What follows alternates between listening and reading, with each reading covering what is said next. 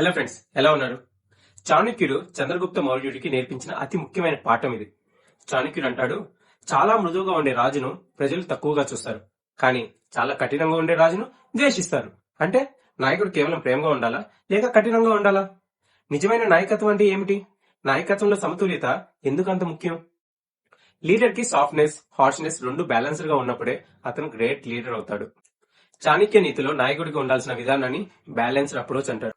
నాయకుడు తాము ప్రేమించే, పోషించే వారిపై హనీబీలా ఉండాలి. తేనెటీగ పువ్వుకు హాని చేయకుండా తేనెను సేకరించినట్లుగా నాయకుడు తన ప్రజల నుండి శక్తిని తీసుకొని వారి అభివృద్ధికి పాటుపడాలి.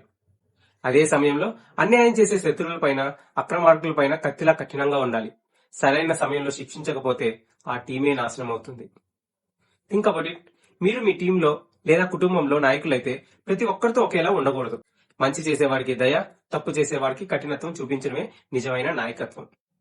మరి ఈ qualities of a true leader ని పెంపొందించుకోవడానికి 2 యాక్షన్ పాయింట్స్ ని చూద్దాం. Action number 1, adapt to the situation.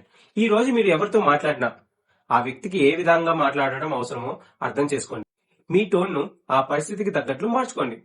Action number 2, don't encourage weakness. దయ చూపించడం ముఖ్యం, కానీ ఎవరైనా నిరంతరం పొరపాట్లు చేస్తుంటే వారిని తప్పకుండా సరిదిద్దండి. మీ కఠినత్వం మీ టీం ని సేవ్ చేయడానికి అని గుర్తుంచుకోండి. కేవలం దయ చూపితే మీరు లీడర్ కాలేరు, కఠినంగా ఉంటే మీరు నిలబడలేరు.